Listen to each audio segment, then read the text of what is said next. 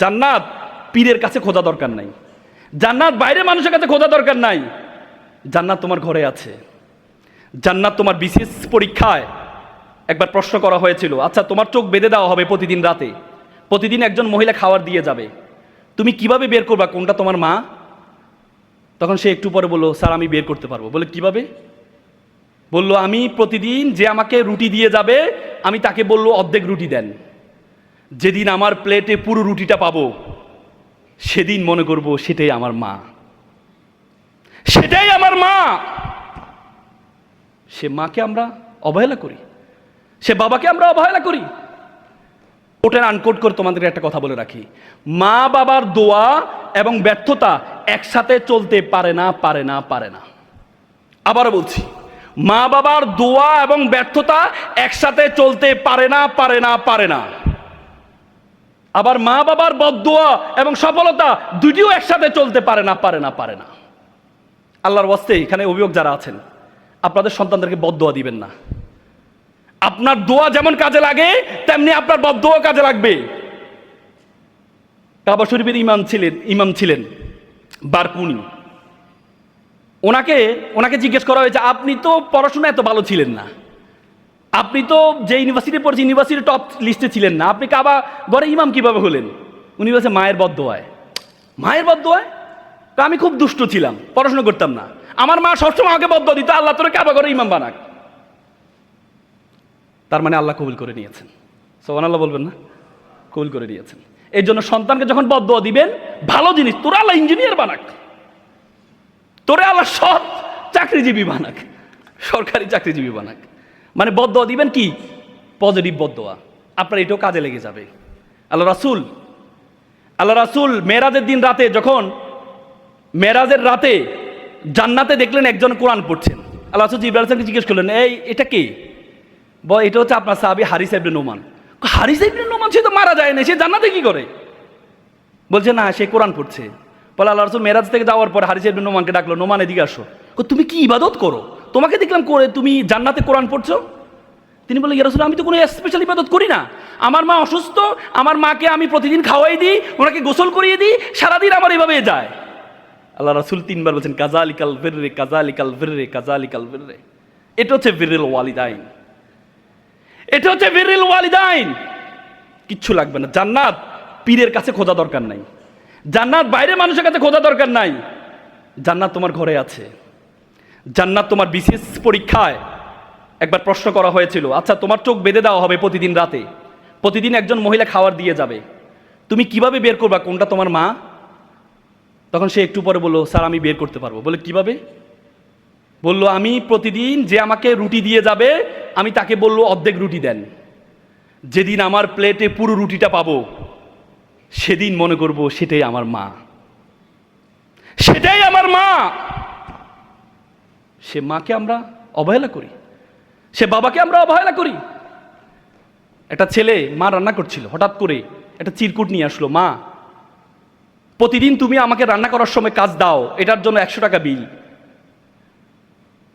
প্রতিদিন তুমি আমাকে বাজারে পাঠাও, এটার জন্য 100 টাকা বিল। প্রতিদিন তুমি আমাকে পানি আনতে বলো, এটার জন্য 100 টাকা বিল। এভাবে করে 1000 টাকার একটা বিল ধরিয়ে দিলেন, মায়ের হাতে একটা চিরকুট ধরিয়ে দিলেন। মা এটা দেখে চোখে পানি চলে আসলো, আমার সন্তান প্রতিদান চায়। বললো যে, বাবা এক কাজ করো, তোমার জন্য একটু নুডলস রান্না করছি, নুডলসটা খাও আর তোমার বিলটা আমি নিয়ে আসছি। মা যে কাগজের বিলের বিপরীতে লিখেছে,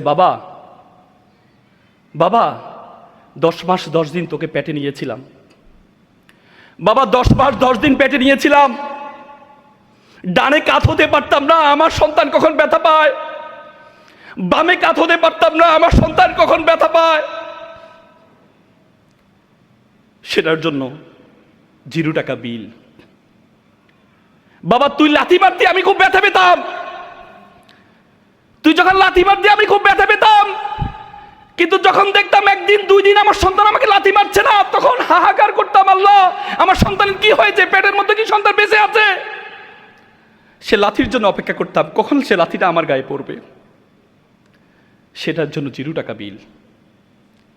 তুই জন্মগ্রহণ করার পরে প্রায় 2 বছর টানা 6 মাস আমি ঘুমাতে পারি নাই, সেটার জন্য 0 টাকা বিল। একদিন পিঠা বানাচ্ছিলাম পরিবারের সকলের জন্য, তোর জন্য সবচেয়ে ভালো পিঠাটা খাওয়াইছিলাম তোকে। সর্বশেষ পিঠার যে অংশ, পুরো অংশটা আমি খাবো, সারাদিন খাইনি, এটা খাবো, এমন সময় তুই দৌড়িয়ে এসে আমার রুমে ঢুকলি। ঢুকে বলছে, মা এটাকে অন্য পিঠা, এটাকে অন্য কোনো পিঠা, তুমি তো আমাকে এই পিঠাটা দাওনি, আমি এই পিঠাটা খাবো। তোর চেহারার দিকে তাকিয়ে আমি আর অন্যদিকে তাকাইলি, তোর চেহারার দিকে তাকাই আমি অন্যদিকে তাকাইলি, তোকে আমি পিঠাটা দিয়ে দিয়েছিলাম, তুই যখন খাচ্ছিলি তখন আমার চোখের পানি বের হচ্ছিল আর মনে তৃপ্তি পাচ্ছিলাম, পেটের খিদা ভুলে গিয়েছিলাম। এটার জন্য 0 টাকা বিল। সন্তান যখন বিলটা পেল, সন্তান দিনে নিজেকে আর ধরে রাখতে পারে নাই। মেডিকেল সায়েন্স বলে একটা মানুষ সর্বোচ্চ ব্যথা সহ্য করতে পারে 45 ইউনিট, তার চেয়ে বেশি হলে সে হয়তো বেহোশ হয়ে যায়, না হলে মারা যায়। একটা মা যখন সন্তান প্রসব করে তার ব্যথার ইউনিট 55, বলে 30টি হাড় একসাথে ভাঙলে যেমন ব্যথা পায় তার চেয়ে বেশি ব্যথা পায় মা। সে মাকে আমরা বৃদ্ধাশ্রমে রেখে আসি, সে বাবাকে আমরা বৃদ্ধাশ্রমে রেখে আসি।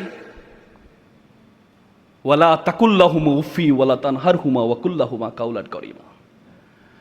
আল্লাহ তাআলা কোরআনে বলেছে, উফ শব্দটি পর্যন্ত ব্যবহার করো না মায়ের সাথে, উফ শব্দটি পর্যন্ত ব্যবহার করো না।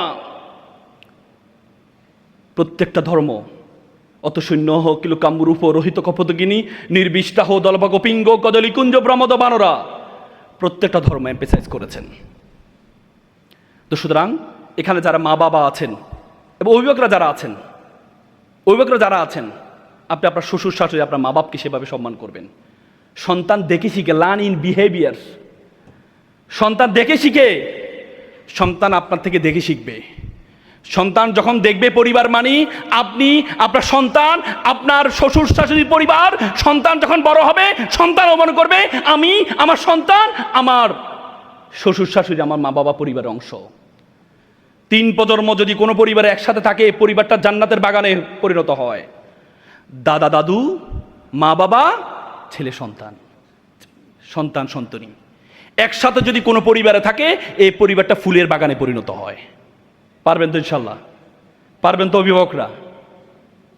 এই জিনিসটা নিশ্চয় করবেন। জন্য আল্লাহর ওয়াস্তে সন্তানরা আপনাদেরকে দেখে শিখবে, সন্তানরা আল্লাহ আপনাদের থেকে দেখে শিখবে। সন্তানদেরকে এই জিনিসটা ন্যূনতম। একটা ছেলে আমেরিকাতে ইঞ্জিনিয়ার হয়েছে, বড় ইঞ্জিনিয়ার হয়েছে, তার বাবা মারা গিয়েছে। মা কল করলো, বাবা তোমার বাবা মারা গিয়েছে, তোমার বাবার স্বপ্ন তুমি তোমার মা বাবার দাফনটা করবা। বলে যে আমি করব। একটু পরে সে তার খালাকে ফোন দিয়ে বলে, খালা মাকে বলো আমি আসতে পারবো না। বলবে কেন আসতে পারবে না? বলে যে আমার একটা ক্যারিয়ার, একটা প্রমোশন আছে, আমি যদি যাই আমার প্রমোশনটা বন্ধ হয়ে যাবে, আমি যেতে পারবো না, আমি টাকা পয়সা পাঠাচ্ছি, দাফন কাফনের ব্যবস্থা করো। মা একটু পরে ফোন দিয়ে বললো, বাবা এই জন্য কি তোকে মানুষ করেছিলাম, এই জন্য কি তোকে বড় করেছিলাম, তোর বাবা মারা গেছে তুই আসবি না, তোর ক্যারিয়ারটা বড় হয়ে গেল। তখন বললো যে মা একটু আবেগী কম হও। আমি যখন ক্লাস 4-এ পড়ি তখন আমার দাদা মারা গিয়েছিল, আমি লাশের পাশে কান্না করছিলাম, তুমি আমাকে জোর করে স্কুলে দিয়ে আসছিলে, তুমি আমাকে বলেছিলে যিনি মারা যাওয়া তিনি মারা যাবে, ক্যারিয়ারের সাথে কোনো কম্প্রোমাইজ করা যাবে না। সেদিন আপনার কথা থেকে আমি শিখেছি ক্যারিয়ারের সাথে কোনো কম্প্রোমাইজ করা যাবে না, যিনি মারা যাবে তিনি মারা যাবে। সন্তান আপনার থেকে দেখে শিখে, সন্তান আপনার থেকে দেখে শিখে। আল্লাহর ওয়াস্তে সন্তানকে ন্যূনতম এই শিক্ষাটা দেওয়ার চেষ্টা করবেন।